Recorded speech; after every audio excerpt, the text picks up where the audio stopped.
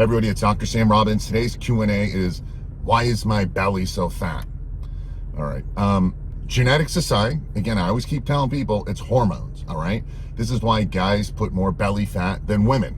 Women tend to more fat on the lower body. One is estrogen, right, for women, and then testosterone tends to put more fat around the belly. Some people have more of that bubble pregnant fat. That has to do with intramuscular fat rather than subcutaneous. Subcutaneous is underneath that skin, the love handles. But some people just that big bloated belly fat, which is like hard, but it's not jiggly. And that has to do with intramuscular fat around the organs. That's not as healthy and so forth. And that has to do a lot of times with stress and insulin levels. All right. So again, it keeps coming down to hormones.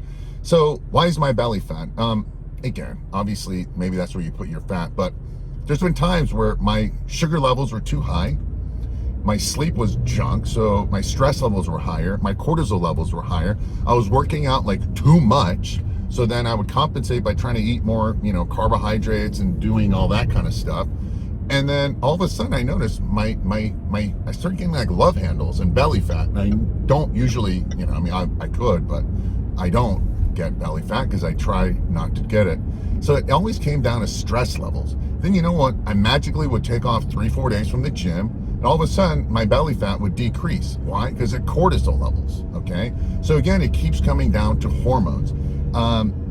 What causes increased cortisol? Poor sleep is the number one thing.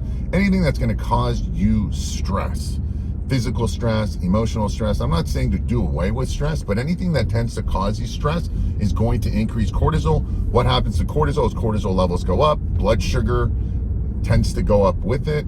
You become more insulin insensitive, so the carbohydrates you eat don't get digested as well. Further blood sugar rise. As cortisol levels go up, you tend to have lower testosterone levels and other hormonal negative changes, including lower thyroid levels. Again, you can see that stress is problematic. And also as stress levels go up, adrenaline production go up, and many times that causes negative sleep. Like you can't sleep even though you're tired, or you get up in the middle of the night and you can't go back to sleep. It's adrenaline. So you want to lower stress, all right? You want to lower belly fat, lower stress. It's one of the greatest things you can do, all right? Also, the other thing when stress levels go up, some people are quote unquote stress eaters.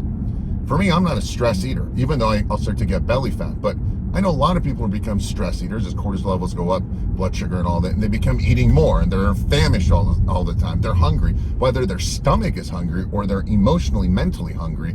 So that's another thing problematic with stress. Now, I've got lots of different ways that you can reduce stress. My main focus today was belly fat, and that you need to lower your stress levels and so forth. So underneath this video, I've got lots of topics about how you can reduce stress, lifestyle changes, of course.